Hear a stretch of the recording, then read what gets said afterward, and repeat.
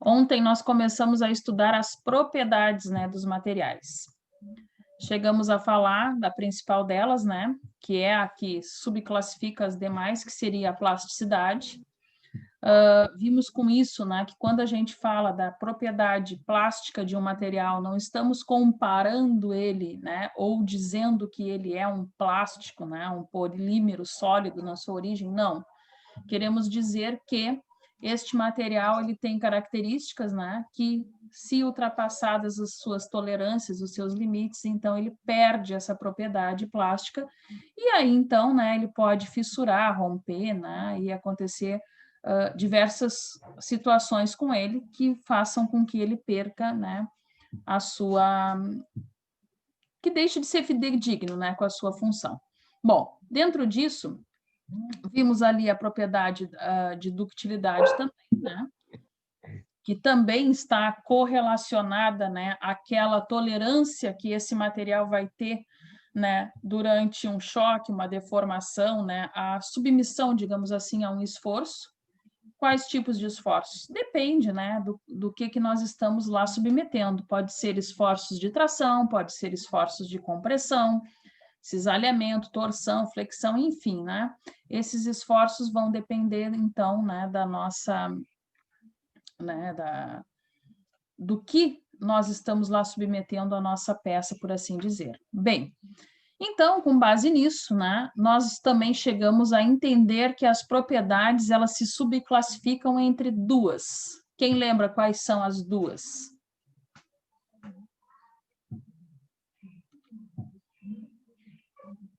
Química. Perfeito. E a outra? Física. Física, né? São propriedades, né, divisórias, vamos dizer, né? Abre-se, né, uma bifurcação de duas possibilidades, das quais esses materiais terão outras N características, né? Vimos, então, que tudo que for propriedade física está relacionado a que características lá do meu material?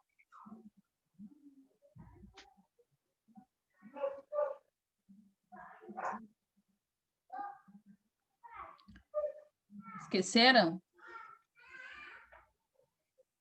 Física é o que ele aguenta, que ele suporta. Isso. Tipo.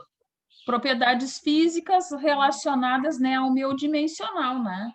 Aquela estrutura, aquela forma, né, que nós estamos lá verificando na peça.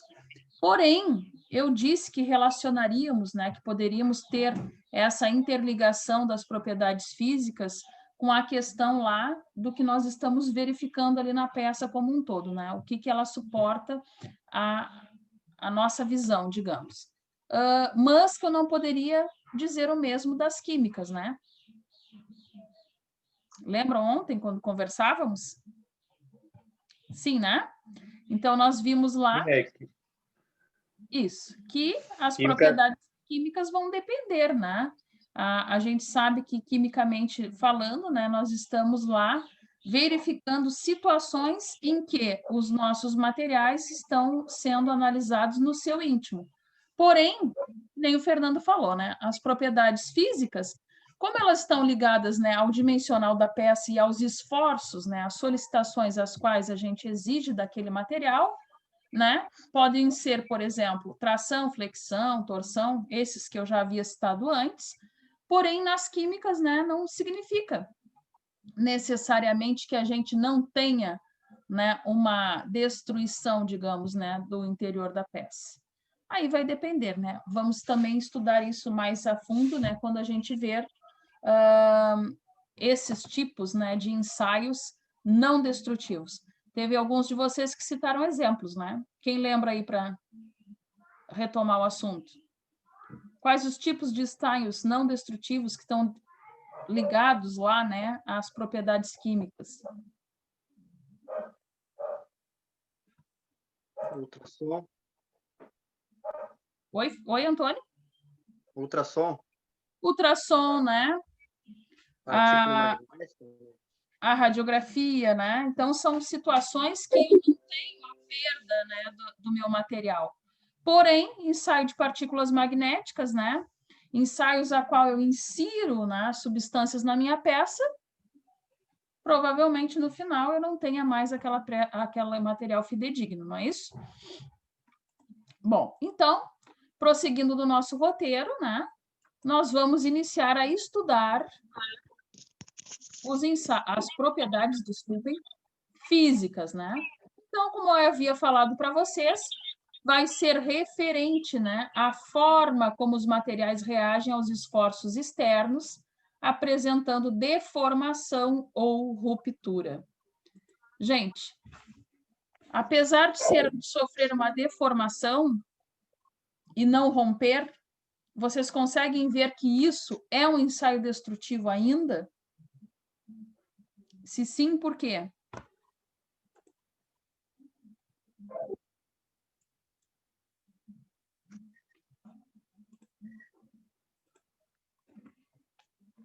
Por exemplo, né, eu posso ter no final do processo apenas uma deformação. Não necessariamente o meu material rompeu, mas esta deformação, ela me caracteriza uma perda da resistência da peça, sim ou não? Sim. Sim, né? De certa forma, sim. Sim, ó, já trincou já, né? Porque o que acontece? A peça deformou. Quando nós projetamos, digamos, materiais que vão sofrer deformações sem a perda, né, da sua plasticidade, ou seja, daquela capacidade que ele tem de retornar, isso é já projetado, isso já é previsto. Como aquele exemplo, né, que já virou um clássico nosso aqui, né, da linha férrea. Lá na linha férrea, o material, né, o ferro, né, que está ali sobreposto, né, na linha, ele dilata o tempo inteiro. Inclusive, ele tem juntas, né, de dilatação para isso. E ele dilata de uma maneira uniforme, que nem a gente já estudou aqui também. Mas ele volta ao seu estado. Então, aquela dilatação que ocorre é ínfima, é pequena demais, não chega a comprometer a resistência do nosso material. Então, por isso que naquele caso ali, né, a gente não tem uma deformação com ruptura, né? Mas ainda assim a gente tem o processo físico apresentado ali. Bom, prosseguindo. Ainda dentro destas propriedades, né, propriedade mecânica seria toda característica que nós podemos mensurar, né, do nosso material submetido a temperatura e pressão. Vocês vejam que dentro do nosso processo, aqui, né, dessa disciplina, e sempre que a gente fala aí de propriedades dos materiais, o que está sempre determinado para nós, sempre é relevante para nós? A temperatura e a pressão, conferem? Confere. Confere, né?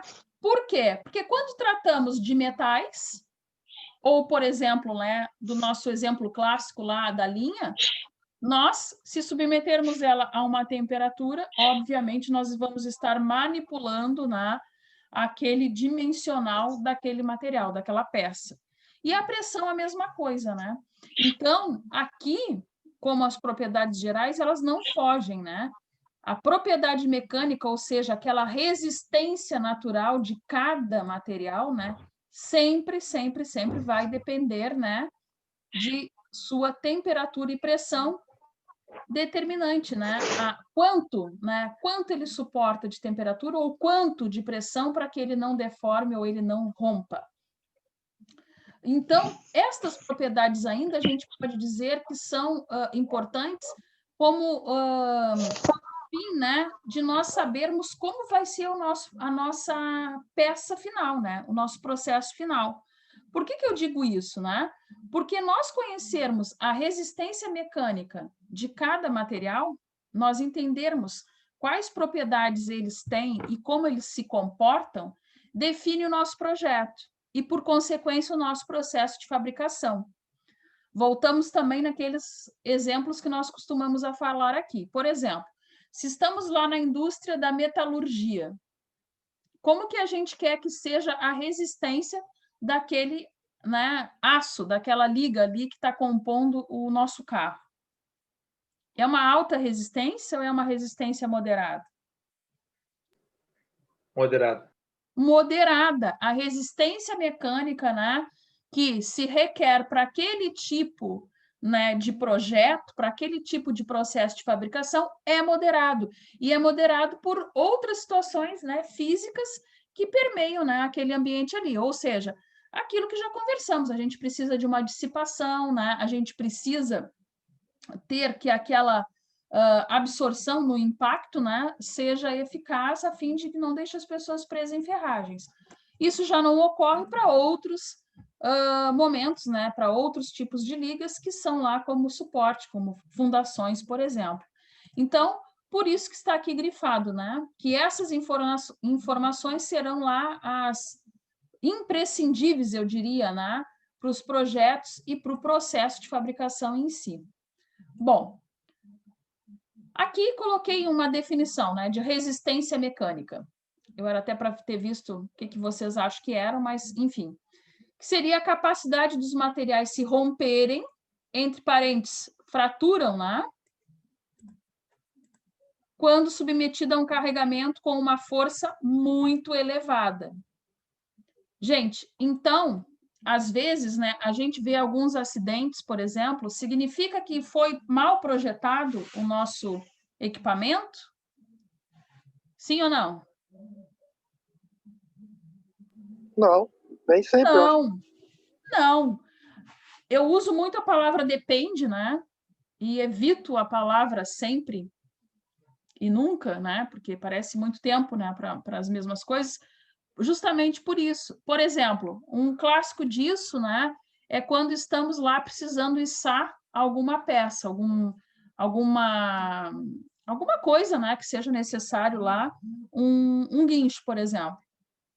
O mesmo guincho que eu iço um container carregado, né? Não sei, eu não trabalho lá com esse tipo de logística, não sei muito quanto suporta, quanto tem de carga dentro de um container, mas enfim, não é o mesmo que eu faço um serviço de levantar, por exemplo, uma pá de hélice de uma usina eólica. Sim ou não? Não é o mesmo. Não é o mesmo. Vocês que são melhores conhecedores disso do que eu, concordam comigo. Aquele guincho que eu levanto a hélice lá, né, essa pá da hélice, até pode levantar o container, mas o contrário nunca é verdadeiro. Sob pena de quê? De acidente do trabalho, né? Sim. Sim. Então, por quê? Aí, caso nós utilizamos isso, né, de maneira equivocada, na hora de verificar lá o acidente, o CID, né, se caso ocorra alguma patologia no usuário, né, dificilmente, né, o projetista ou o responsável da execução sofrerá penalidades, a menos que ele tenha assinado liberando para aquilo ser feito daquela maneira. Então, mostrando que isso, né, parece uma disciplina fácil, né? Enfim, mas é muito importante a gente ter o conhecimento de tais coisas, porque a resistência, saber o quanto suporta, está intimamente ligado lá com a eficácia e também com a idade, né? No caso de edificações, por exemplo, né? A idade da edificação, o quanto tempo ela pode sobreviver sem ruína, né? Também depende de nós conhecermos lá a intimidade, né? A resistência da estrutura que assim ela suporta. Até aqui tá ok? Bom, vocês sabem que tudo fica sempre melhor quando a gente insere a matemática. E a física? Estava demorando. Elas são divinas. Eu diria para vocês que uma não vive sem outra e o mundo não anda sem essas duas. Com respeito às outras profissões, mas, enfim, o mundo é da física, né? Então, por isso que na classificação geral, né, primeiro vem a matemática, né? Primeiro vem a lógica, depois vem a física e depois vem a química, né? Então, a matemática simplesmente é o que explica as duas, o que dá números às duas. Então, não poderia ser diferente, né? Eu preciso apresentar para vocês situações, né, que nos mostram justamente como é calculado, né, as tensões, por exemplo, né, para que a gente possa saber da resistência do nosso material. Bom, estão enxergando bem as figuras? Sim ou não? Sim, sim, sim. Sim. Sim, né? Vou dar uma aumentadinha aqui. Bom, aqui temos 2 cilindros. Posso assim chamá-los? Sim. 2 prismas, Sim. né, cilíndricos, onde a gente verifica, né, que ele está sendo submetido a que tipo de esforços? Pressão. Tração. Por quê? Quem diz tração e por quê? Cada setinha. Por causa Meio. da setinha. Do meio ali. Isso. Então, aqui nós temos 2 prismas. Bom, primeiramente, vamos verificar assim.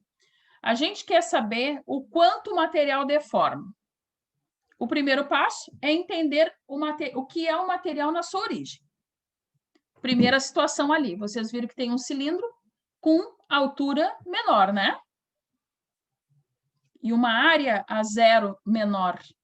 Então, aqui encontra-se ele. Um comprimento inicial de L0 e depois nós temos o mesmo cilindro, porém com um comprimento final de L. O que significa isso? Eu concordei com vocês que o esforço é de tração, né? Estamos aqui com as setas indicando o módulo da força, né? O módulo da força está a puxar. Estão vendo aqui o cursor do mouse? Não sei se vocês enxergam Sim. o cursor do mouse, né? Então, aqui, o módulo da força puxa o cilindro verticalmente para cima e para baixo, mostrando que, no final do processo, em vez deste cilindro ter um comprimento inicial L0, ele passa a ter um comprimento final L. Na prática, o que significa isso? Que ele alongou. Que ele Que alongou. ele deformou. Deformou. Então, significa, vamos supor, que se ele tinha um comprimento de 2 metros, ele passou a ter um comprimento de 2,5 metros. Automaticamente mudou o quem mais? Vou voltar para a figura. O diâmetro. Pode ser, mas acima de tudo, a área. No caso do cilindro, qual é a equação que nós calculamos a área de um cilindro, gente?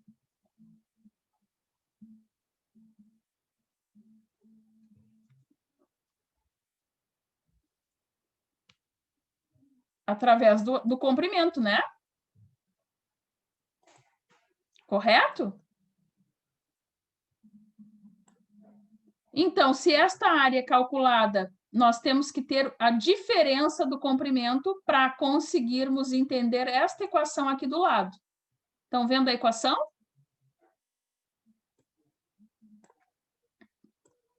Isso aqui é uma letra grega, tá? A força sobre a área vai nos dar a tensão de tração. Por que a força sobre a área?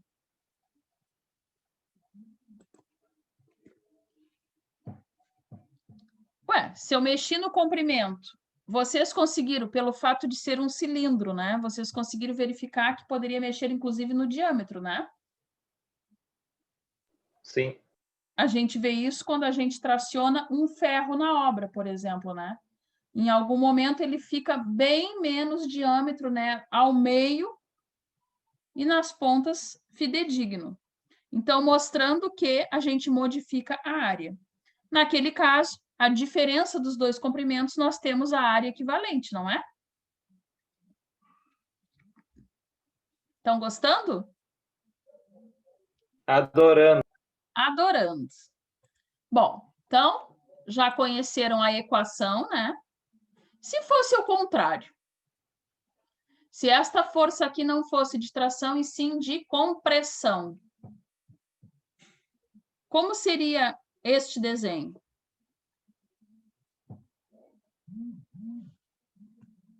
Só ia mudar as setas ali. Iria diminuir de comprimento. Perfeito. As setas que indicam o módulo da força seriam como se estivessem comprimido, né, apertando o cilindro. Então, no final do processo, provavelmente, né, nós teríamos um L aqui, mais ou menos nessa, onde eu passo o cursor do mouse aqui. Perfeito? É isso mesmo? Sim ou Isso não? aí. É isso aí. E se fosse uma força, né? um esforço, desculpa, né? de torção? Ia ter uma seta assim, fazendo contorno no cilindro. Em forma de espiral, seria isso, né? E outra pro outro lado. Isso, né? Significa que, se estamos submetendo isto a um esforço de torção, tanto faz, né? A maneira como ele foi submetido ao esforço, seja de tração ou compressão, significa que ele não ficou fidedigno na sua direção, e sim se movimentou. Vou voltar aqui para o vídeo com vocês. Quando é que a gente verifica que o esforço, por exemplo, num edifício, né? Eu preciso falar das minhas coisas, né, gente? Lá no edifício, às vezes a gente vê pilares com problemas estruturais. Bom, alguns deles, eles têm características, né, de estufar no meio. E parece que ele ficou mais baixinho. Que esforço que ele sofreu? Compressão. Compressão. Outras vezes, a estrutura, nota-se que ela se desprendeu da laje, por exemplo. Significa que ele sofreu que tipo de esforço? Tração. Tração por recalque. Recalcou a fundação, puxou ele para baixo e ele fica alongado, né? Mas, se fosse um esforço de torção, o que aconteceria no meio desse pilar?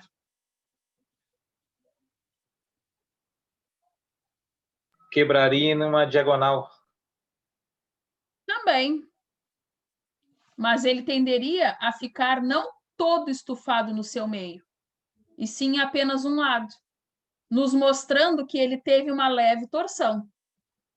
O cisalhamento, que a gente chama, acontece o que tu disse. Ele não só comprime, mas ele rompe. Normalmente num sentido de diagonal. Nunca bem ao meio. Isso chama-se flambagem. Gostaria muito de ter tempo para fazer vocês calcularem tudo isso. Nós também, nós gostaríamos muito, mas Gostariam que pena. muito. Que pena, né? Que pena. Quem sabe? Bom, mas ainda não vai ser hoje a matemática disso, né? Eu só apresentei aqui para vocês para que nós possamos continuar falando das nossas coisas. Sabendo, então, como que ocorre, né, os esforços e como que calculamos, né? A gente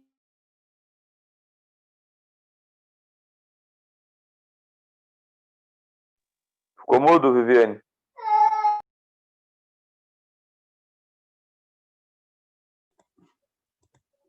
Claro, né? Eu havia desligado meu microfone.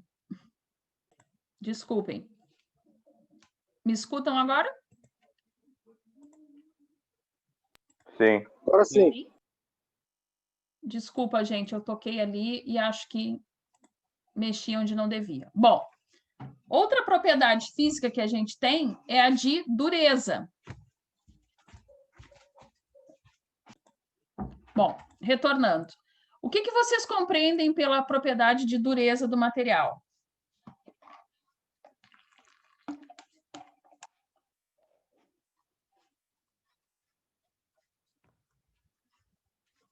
Meninos, vocês estão a me escutar?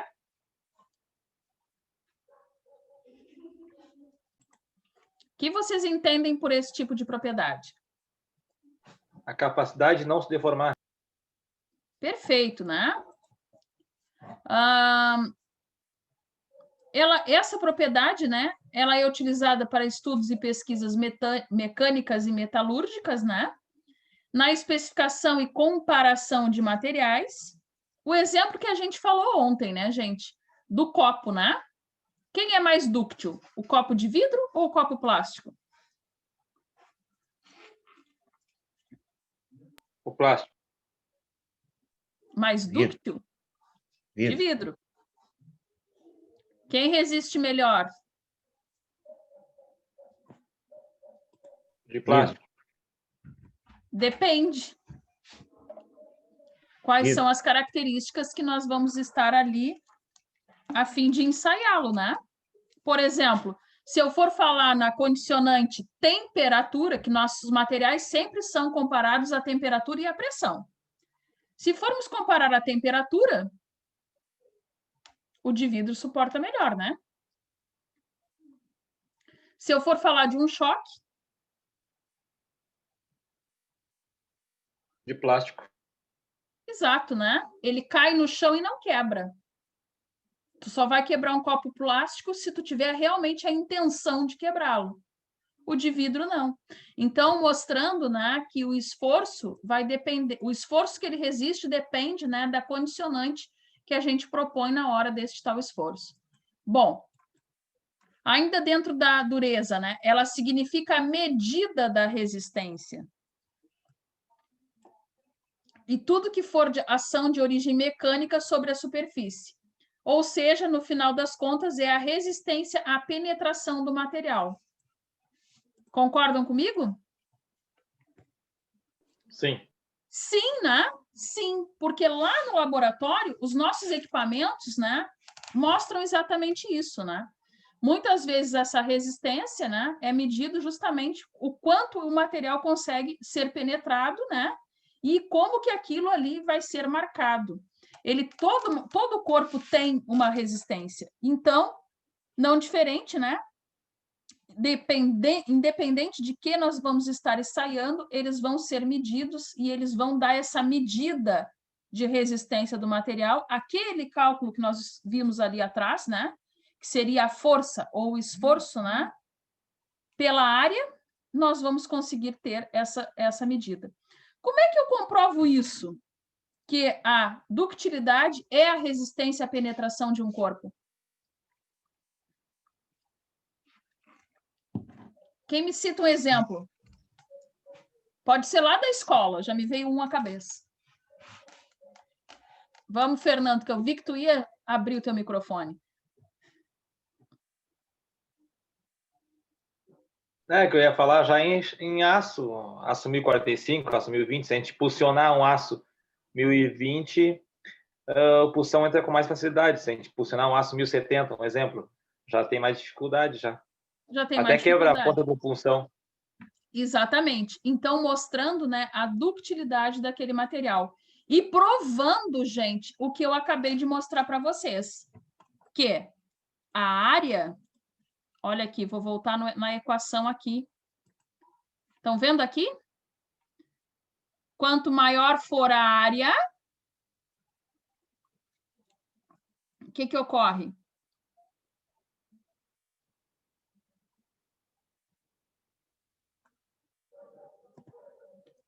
Vamos lá. Raciocinem aqui comigo. Eu posso dizer que a resistência também está relacionada com a área de abrangência, sim ou não? Sim. Sim. Sim, sim. A equação nos mostra isso.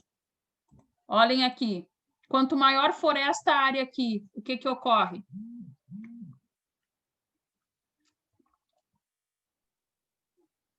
Eu tenho 12 de força. Tenho 6 de área.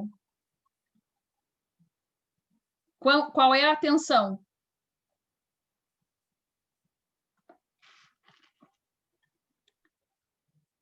Seria metade?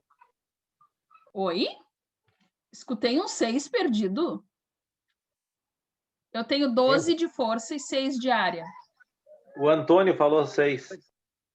Ah! Gente, quanto que é a tensão de cisalhamento? 12 divididos por 6. É 2, olha. Me nego. Marcos.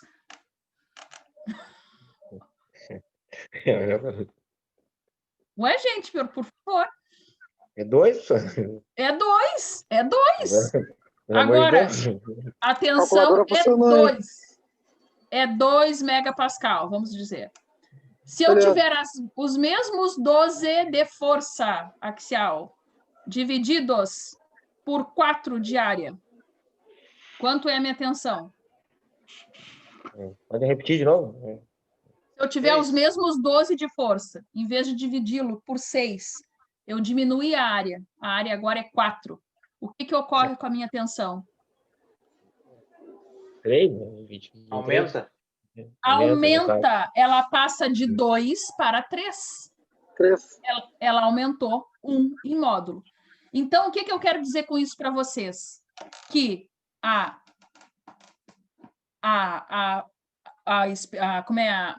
confecção do corpo, né? É importante? É. A ductilidade dele, né? O quanto ele resiste é importante, a medida dessa resistência. Mas a área de abrangência também. Um clássico disso, vou mostrar aqui um lápis. Estão vendo o lápis aqui? Sim, sim. Se eu pegar a palma da mão e... Não vai furar a mão. Vou furar a mão. Com o fundo do lápis. Estão vendo aqui o fundo do lápis? A área mais espessa. Eu aperto, vamos supor que com a mesma força, né? O que acontece na minha mão? Eu furo a mão? Não. Não. Agora, se eu virar o lado da ponta... Não precisa, não. Tá. Sim, não precisa furar. Precisa. ficou até marcado aqui, ó. Não precisa demonstrar. Não precisa? Então, está comprovado que a resistência do corpo, a minha mão, posso dizer que ela tem uma resistência X, né? Tem. Sim. Porém, ela vai se comportar de maneiras diferentes dependendo da área de abrangência. A ponta do lápis, ela tem maior impacto, maior penetração no corpo do que o fundo do lápis. Então, é isso que a gente faz lá no laboratório.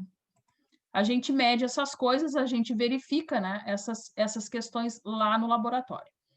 Bom, a dureza ainda, né, está relacionada à deformação plástica, né, e ao risco. O que significa isso, gente?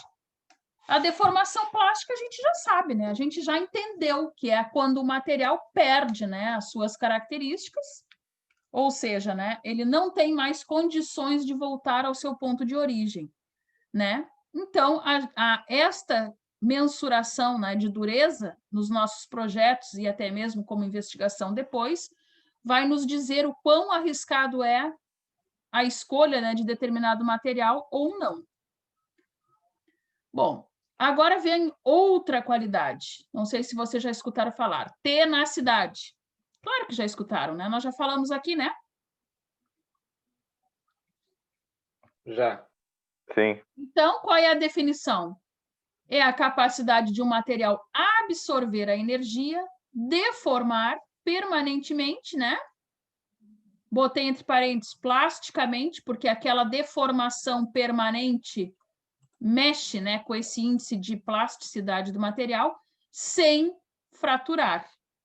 Então, seria um equilíbrio, né, de resistência e ductilidade.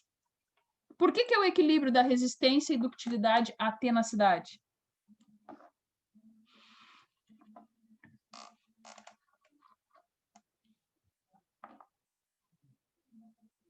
Porque aguenta o impacto, mas não quer. Sim, né?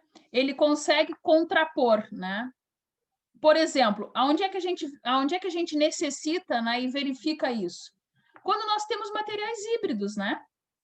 Lembram que quando nós constituímos um material de origem, né, híbrida, Nós temos uma matriz e a gente quer que aquele índice de impureza seja o mais linear, né? O mais harmônico possível. É o exemplo que nós falávamos lá, né, do cimento. Se são 5 pás de areia, não pode ser 5 de cimento. A matriz tem que se sobrepor, né, ao equilíbrio, àquela impureza. Então, aqui é a mesma coisa. A tenacidade, ela tem o objetivo de correção, né? Correção ali da integridade do nosso material. Ou seja, nós estamos propiciando, né, que aquela rigidez que ele tem, né, seja compatível, né, com a tenacidade, com a plasticidade, digamos, do nosso material. Então, a gente vê isso, né, nos utensílios, sejam eles polímeros, né, até mesmo os materiais cerâmicos de origem vítrea também, né? A gente tem aquela deformação capaz, né? Por exemplo, um prato. Os refratários, eles podem ser submetidos a temperaturas altas, não? Sim. Sim. Sim. Até 200 graus Celsius, né? Que é o que temos ali, acho que é o limite, né, do nosso forno residencial ali, né, do fogão que a gente usa. Então, mostrando que ele tem uma capacidade de deformação, concordam comigo? Sim. Sim. Sim, eles têm, né? Eles são colocados ali, a gente já está previsto, né, pelo projetista daquele refratário, que ele vai ter uma capacidade de deformar. Ele vai, apesar de deformar, continuar tendo a capacidade de ser dúctil, né? Porque ele não fica amolecido ó, que nem um plástico, né? Não, né? Nós tiramos ali e nem sentimos, né, que ele deformou. Então, quem corrigiu isso?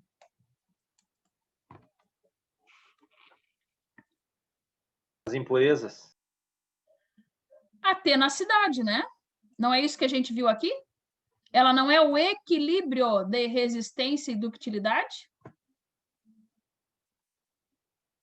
Sim ou não? Sim. Só porque eu estou Sim. dizendo?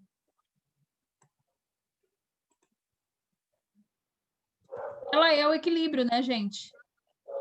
Então, nós, por mais impurezas que nós colocamos ali, nós temos como medir, né, isso e a unidade, né, quem nos dá essa mensuração é a tenacidade, que é exatamente aquele ponto de equilíbrio, ou seja, é aquela que deu a liga.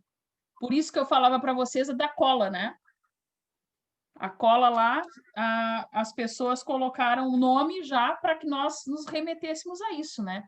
Algo que une duas coisas distintas, uma matriz e uma impureza, por exemplo, deixando ela no equilíbrio perfeito, né? Numa harmonia, a fim de que possa ter o seu uso garantido. Bom, aí a elasticidade, também já conversamos sobre ela. É o quê? A capacidade que o material tem de retornar à sua forma e dimensão quando cessa o esforço que o deformava. Está correto isso? Está correto. Está correto. Aqui eu botei um exemplo de molejos ali, né? Molas. Vamos verificar aqui. Situação 1. Estado inicial da mola. Situação 2, foi colocado um peso nessa mola. Vamos dizer que isso aqui seja aquelas balanças de peixeiro que as pessoas vendem, né? Vendiam lá na porta da gente, lembram? Sim. Não é assim? É exatamente isso aqui, né? Coloca o peso, mede-se. O que aconteceu com a mola?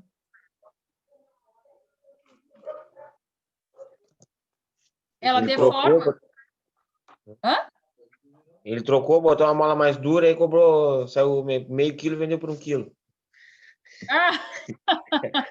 Essa é boa, né, Marcos? É brincadeira. Sim, a gente não está levando em conta aqui a imprecisão que a gente sabe que existe também, né? Aquelas balanças são aceitáveis pelo Inmetro? São aferidas? Não. Não. Então, não comprem uma para vender peixe para ninguém. Voltamos ao que nos compete aqui. Estado 1, a mola está no seu estado inicial, ou seja, não está sofrendo esforço, ela está em estado de repouso. Estágio 2, aplicou-se um peso, 1 quilo, por exemplo. O que aconteceu com a mola? Ela avançou. Ela deformou, né? Vamos supor que ela deformou, sei lá, 10 centímetros. Pode ser? Sim. Aonde que eu estou vendo isso? Eu tenho uma linha aqui, né, que era do estado inicial da mola, e vejo aqui que mais ou menos, vamos dizer, uns 10 centímetros de deformação. Removi o peso, vendi o peixe para o Márcio. Para o Marcos, é o Marcos, né? Que falou aquela hora? Isso. Marcos, isso. Vendi o peixe para ele, o que aconteceu com a minha mola? Retornou ao estado inicial. Retornou ao estado inicial. Como chama esse fenômeno? Elasticidade. Elasticidade. Então, isso vai acontecer sucessivas vezes e a mola vai retornar para o seu estado inicial. Mas isso é para sempre? Acredito que não. Não. Vai sofrer desgaste. Tem um desgaste. O que acontece com como é que chama? O amortecedor do carro, do veículo? São efeito molas? Sim, alguns sim. Sim, né? Também Quanto tempo a ocorre gente desgaste. pode andar até que ele precise ser revisado, trocado, enfim? Nas nossas ruas aqui, com buraco, não muito. Eu que o diga, né? Porque utiliza muito, né? Como o Marcos falou agora aí, né? Isso. Então, o efeito da elasticidade é um efeito que é previsível. No caso do amortecedor do veículo, eles dizem lá, se eu disser assim que dura 1 ano, eu estaria mentindo, porque eu não verifico isso, né? Mas eu sei que ele tem um limite. O fabricante diz, é tantos, né, tempos para uma revisão, quando a gente compra lá o veículo, né?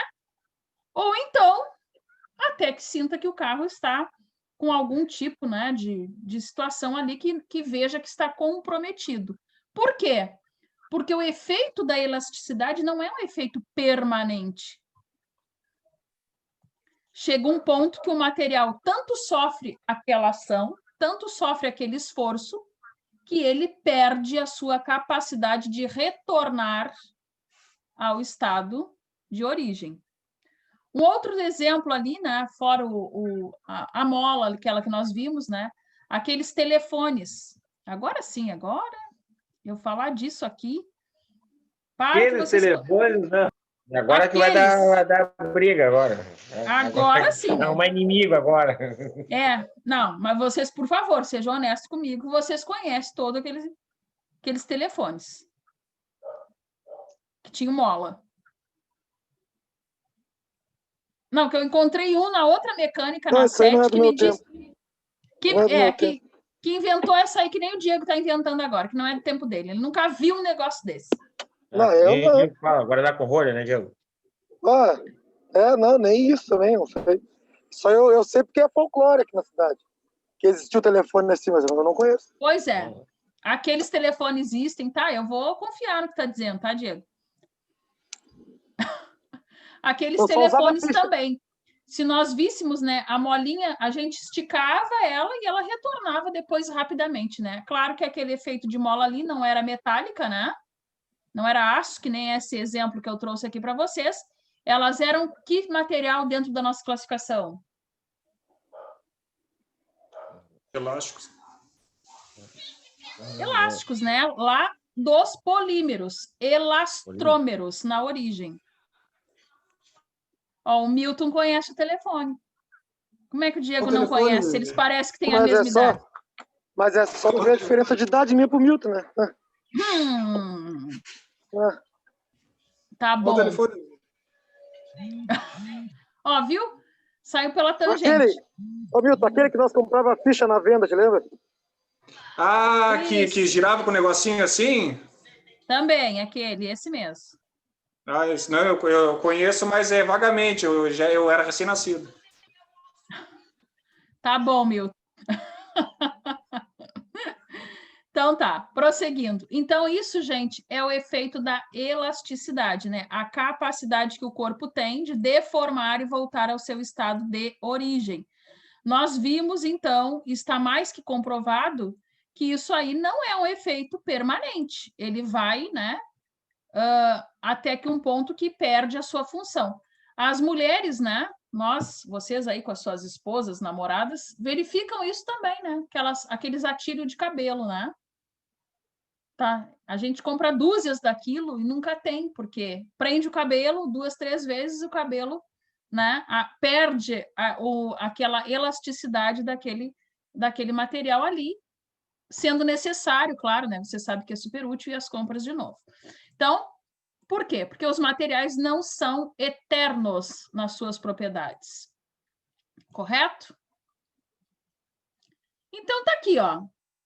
Comprovando tudo que nós estamos conversando, está dito aqui. Ela está diretamente relacionada à deformação, que consiste na capacidade de deformar-se permanentemente.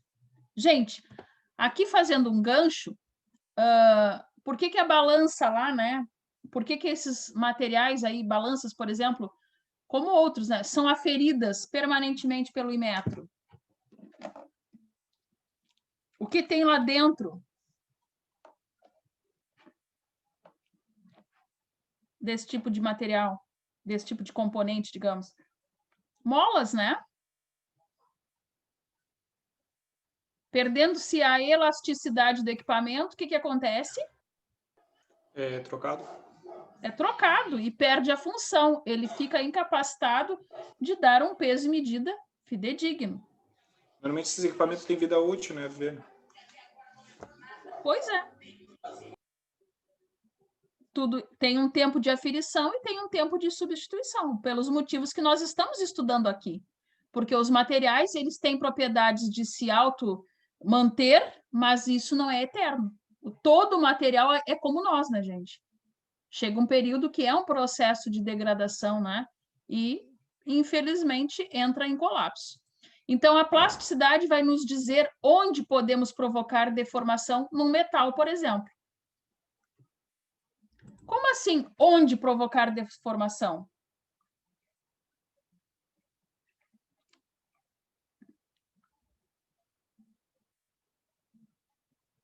Como? Por quê? Bom, vamos falar assim de exemplos práticos que a gente tem que ser. O que é, no caso de vocês, que vocês vêm lá na indústria, um caminhão transportando um peso. O que ele transporta melhor? Um peso que é pontual no caminhão, uma peça, por exemplo, sei lá, diâmetro, não sei, de um diâmetro, né, que tenha uma tonelada, sei lá, bem ao meio ali da caçamba do caminhão, ou ele transportar um container? Um container. Por quê? Porque distribui o peso. Porque distribui o peso. Então, a distribuição, né? Nós entendermos o que está relacionado, o que é a tenacidade, o que é a plasticidade, comprova o que a nossa bibliografia nos falou aqui, que a plasticidade vai nos dizer onde podemos provocar deformação nos materiais. Aqui eu botei no metal, né? Mas nos materiais em si. Todos entenderam o que o Milton falou? Alguém tem dúvida de que o container é menos risco do que uma peça pontual?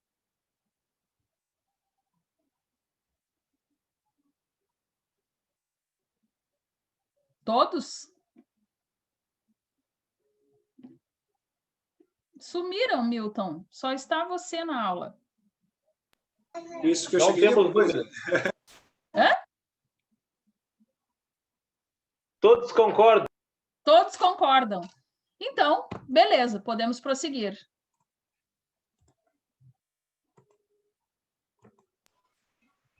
Ó, minha princesa, Vivi. Olha, que bonitinha. Qual é o nome dela? Peraí, filho, não fala. Ana Lu, fala teu nome. Não quer falar? Ah, não, tá com vergonha. Como é que é? Ana Luísa? Ana Lua. Ana Lua. Legal. Oi. Olha, bem quietinha. Que idade ela tá? Vai fazer 3 agora em dezembro. Tem uma carinha preparada. Bom, prosseguindo então. A plasticidade também, né? Dentre das propriedades, a estampagem é um tipo de conformação mecânica. Gente, o que é a conformação? A gente já falou disso aqui.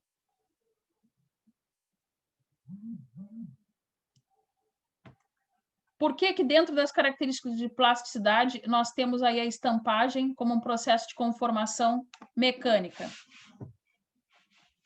Por quê? O que é estampagem? Vocês aí que estudaram com o Alex, fabricação.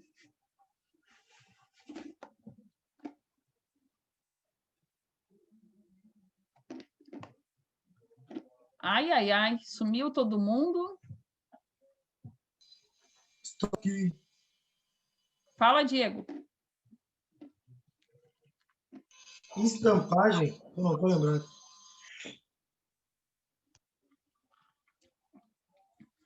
Então, a plasticidade, ela possibilita isso, né? Aquela característica de deformação do material permite, né, imprimações no mesmo, né? Que conforme, né? O que é a conformação, né? Nós deixarmos as situações ali, né, mais homogênea possível, né? Mais harmônica possível. Então, isso também é fundamental através das características aí da plasticidade. Bom, aqui nós vamos começar a falar, né, de outras situações, como, por exemplo, né, encruamentos e endurecimento pela deformação a frio. Quais são os dois tipos que nós podemos ter? Uma vez que as nossas deformações se dão por pressão e temperatura. Pressão, quando eu falo pressão, eu estou remetendo vocês àqueles esforços, né, que nós já estamos falando exaustivamente aqui. Quais são os dois tipos que a gente pode ter? Torção e compressão. Bem, mais ainda, né, levando em conta os esforços físicos, nós podemos ter ainda mais, né, Milton? Sim ou não, Milton? Sim, né? Sim. Compressão, que tu falou, né? Torção, cisalhamento, flexão. Bom, gente, alguém falou, eu não entendi. Bom, prosseguindo aqui. Então, esses processos de encruamentos, né, endurecimento pela deformação a frio, significa, né, que o material ele vai endurecer devido à deformação plástica realizada pelo trabalho a frio. Esse endurecimento se dá devido ao aumento de discordâncias e imperfeições promovidas pela deformação plástica que impedem o escorregamento dos planos atômicos. Parece difícil, né? O que foi escrito aqui. Quem é que entendeu?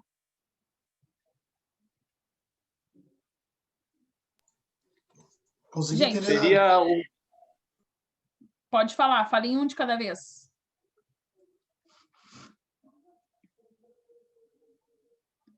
Fala, Diego, era tu que ia falar?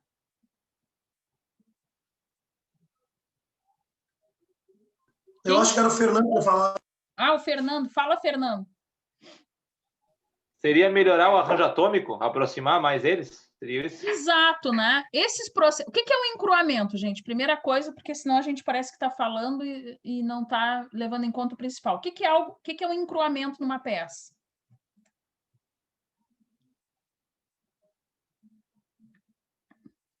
Posso dizer que o encruamento seria aquela característica heterogênea da minha peça? Aquilo que parece que não está harmônico? Sim. Sim ou não? Também. Também. Quando tu diz também, quais outras possibilidades, Marcos?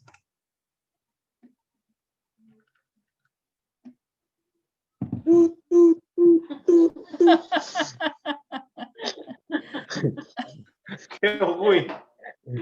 Dela não ter sido usada ainda, talvez, um chute. Então, o processo de encruamento é isso, né? A gente fala quando algo fica, tá encruado, né? Ou seja, algo que ficou, né, impossibilitado, algo que ficou muitas coisas agregadas. Então, aqui, quando nós colocamos isso, né, esse endurecimento, ele é realizado a frio. Ou seja, o que eu quero dizer com isso? O que é mais fácil de dar maleabilidade nos materiais? É um processo de deformação frio ou quente? Quente. O quente, né? Eu quero fazer a dobra de um vergalhão lá na obra. 20. Poxa, é difícil se eu não colocar pressão, que é o processo de deformar para dobrá-lo, aliado à temperatura, eu diria que é praticamente impossível. Concordam? Sim.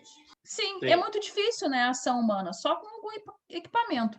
Então, aqui também, né, a gente verifica isso, né, que ele, realizado a frio, o material vai ser endurecido por essa característica. Então, esse endurecimento, né, vai promover discordâncias, ou seja, as discordâncias são aquelas características heterogêneas, né, que eu falava para vocês, que vão provocar aquelas imperfeições que a gente vai analisar ali, que foi promovida por essa deformação. Ou seja, o material não teve, né, aquela capacidade de se uniformizar ao plano.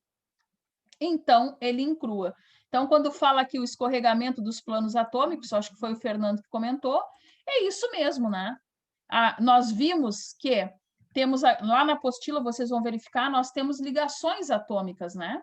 Os átomos, eles se comportam, né, através de ligações. Então, esses planos, eles precisam estar conforme, a fim de que a gente consiga lá ter uma característica homogênea lá nos nossos materiais.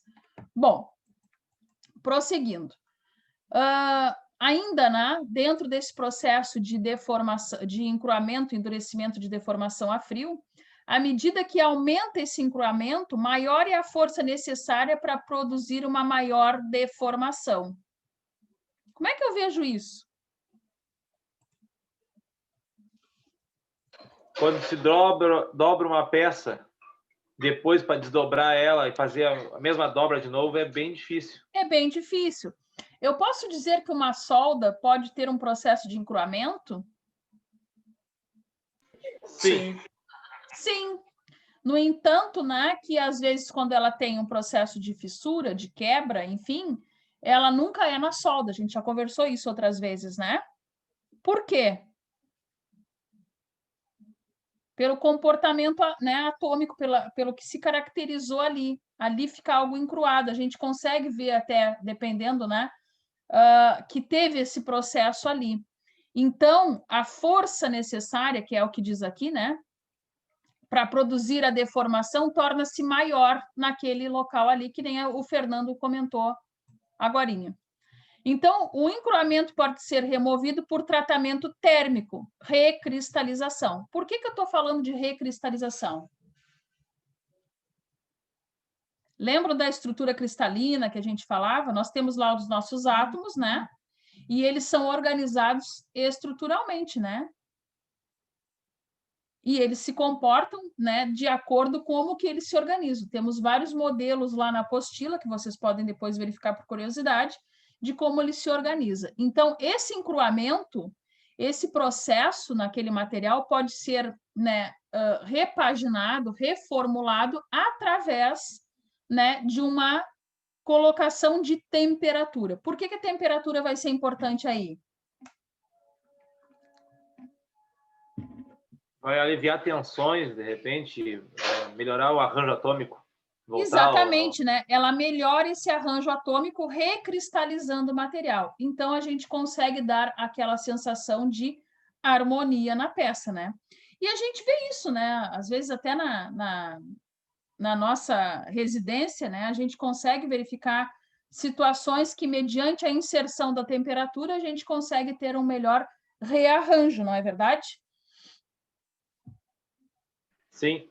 Sim ou não? Um clássico disso, né? Não sei se vocês estão ligados, mas, por exemplo, aquela parte ali do forno do fogão, aquele metal, qual é a tendência dele? É deformar, né? Sim. Sim, ele deforma. Não sei se alguém já observou isso. Muitas vezes, de tanto deformar, ele perde a elasticidade, que nem a gente já viu. E ele fica meio embarrigado. Não sei se aí na casa de vocês corrigem isso assim. O que eu faço? Viro, né, ele no fogão, boto temperatura e uma forma, uma coisa ali que faça, ele parece que ganha uma sobrevida, né? Então, o que é esse efeito? É a reorganização, né? Recristalização ali, né? O rearranjo, vamos dizer assim, daquele material, a fim de que ele continue ainda cumprindo o seu dever, digamos assim, através de um tratamento térmico, né? Bom, ainda dentro desse processo por deformação, se os metais deformados plasticamente forem submetidos a um aquecimento controlado, este aquecimento fará com que haja um rearranjo dos cristais deformados plasticamente, diminuindo a dureza dos mesmos. É verdade isso? Lá na peça que a gente falou com a solda, a gente verifica isso? Com certeza, né? Vocês, melhor que eu, podem me corrigir e me falar. Então, quando a gente insere nessa temperatura, a gente consegue fazer lá uma reorganização dessa estrutura cristalina, promovendo, então, esse rearranjo, deixando a superfície mais uniforme. Ainda assim, a gente admite que esse processo de encruamento aconteceu justamente por uma deformação a frio, tá, gente? Bom, deformação a quente. Se falamos até agora de deformação a frio, significa que podemos ter também o processo reverso, né? Sim. Sim, né? Eu posso desorganizar os meus átomos, né? A minha estrutura cristalina, não por estar tentando deformar o material de maneira só sob pressão, né? A frio, mas também pela inserção demasiada de temperatura, correto? Correto. Corretíssimo. Então, a deformação a quente vai ocorrer quando a deformação ou trabalho mecânico é realizado acima da temperatura de recristalização do material. Gente, qual é o perigo da deformação a quente?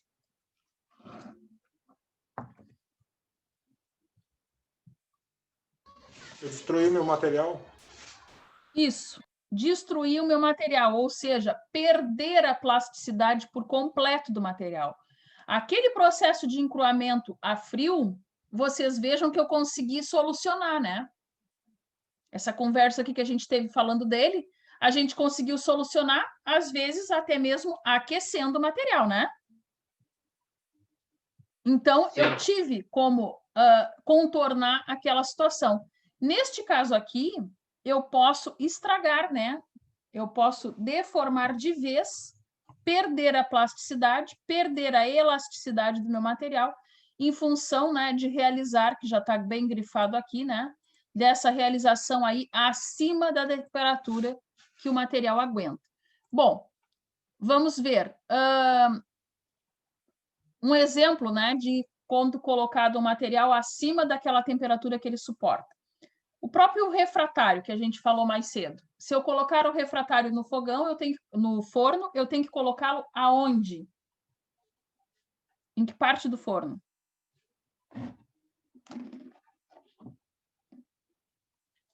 Ninguém cozinha aí, né? Aqui só a mulher cozinha, só. Ah, não. Isso é coisa do passado, Fernando. Tá, mas então pergunta para ela aí, aonde que é colocado o prato? No meio do forno. No meio do forno. Por quê? Para não ter contato com a chama. Para não ter contato com a chama. Se eu colocar o prato lá naquela estrutura que eu falei há pouco, né? Naquela chapa metálica que fica lá protegendo a chama do interior do forno, o que vai acontecer com o prato? O calor é maior, aí ele vai quebrar. O calor é maior e ele quebra. Ou seja, eu insiro no meu material uma temperatura superior ao que a recristalização dele permite. que é exatamente isso aqui que nós falamos. Posso colocar o prato lá no fogão, lá em cima? Ali onde eu aqueço a chaleira? Aonde? Posso colocar esse prato em cima do fogão para fazer comida? Não. Não, pelos mesmos motivos. Por quê? Porque a temperatura que ele vai atingir, né, elevada, em contato com o oxigênio, vai fazer com que ele quebre. Por que que o vidro dos fogões cooktops não quebra? Aí eu vou discordar de ti, que eu já vi vidro quebrando, hein? Ah, Milton, faz favor. Não, mas aí foi por causa do choque térmico. Pronto. Choque térmico, choque térmico. Por exemplo, esse vidro que tu viu quebrando, provável que alguém tenha derrubado água, alguma coisa em cima, não foi? Não sei, eu só cheguei a ver as fotos, até por causa que é igual o modelo do meu, aí só falta quebrar isso daí. Mas eu Então, não sei, eu acho que foi algo do tipo. Aquele vidro é um material vítreo, né? De origem cerâmica, que pode ser submetido a alta temperatura. Típico de quem? Dos cerâmicos. Nós vimos que os cerâmicos trabalham bem com temperatura. E lá é dado um acabamento vítreo que permite que isso, né, ocorra, que a gente consiga ali ter ele em contato com o oxigênio, diferente do prato refratário, que eu não posso ter oxigênio em estado natural, porque senão dá o choque térmico. Então, mostrando que, por que acontece tais coisas? Às vezes, acidentes aí que a gente vê em casa, porque a gente mexe na recristalização do material. Por quê? Porque está acima do que ele suporta a temperatura. Até aí, beleza? Beleza. Beleza. Então, aqui algumas peculiaridades, né? Vantagens da deformação a quente. Então, permite o emprego de menor esforço mecânico para a mesma deformação. Isso é aquele exemplo que eu dei para vocês lá do ferro vergalhão lá da obra. Se eu querer dobrar sozinho um vergalhão de 20, eu terei muita dificuldade. Se eu colocar temperatura nele, eu consigo com mais facilidade, né? Então, tá aqui, né? Necessita-se, então, de máquinas de menor capacidade, se comparado aí com trabalho a frio. Até aí, correto, né? Vocês já haviam concordado comigo, lembram? Promove o refinamento da estrutura do material, melhorando a tenacidade. Quem é a tenacidade? Vou voltar aqui para ver se já esqueceram. Quem é a tenacidade? É o equilíbrio entre a resistência e a ductilidade, não é isto? É ou não é, gente? Nós vimos isso há meia hora atrás. Sim. Sim, né? Então, esse processo, né, a quente de deformação, ele vai promover, né, este equilíbrio, vai promover o refinamento da estrutura do material, melhorando, então, essa tenacidade. Vai eliminar poros. Verdade também, né? Porque quando a gente vai ter essa estrutura reorganizada, a gente vai ver o material mais homogêneo, porque ele vai vir de dentro para fora a homogeneidade, então nós vamos conseguir perceber isso. Deforma profundamente devido à recristalização. Gente, eu grifei a palavra profundamente. Notem que esse profundamente, a deformação, ele é capaz de fazer isso. Então, muito cuidado, porque ele também é capaz de acabar, né, com a nossa plasticidade do material. Então, apesar disso ser uma vantagem, né, dele conseguir adentrar lá no DNA do material, a gente tem que ter o cuidado aí especial nesse tipo de processo.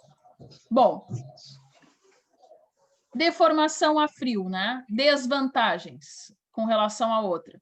Aumenta a dureza e a resistência dos materiais, mas a ductilidade diminui. Tá correto isso?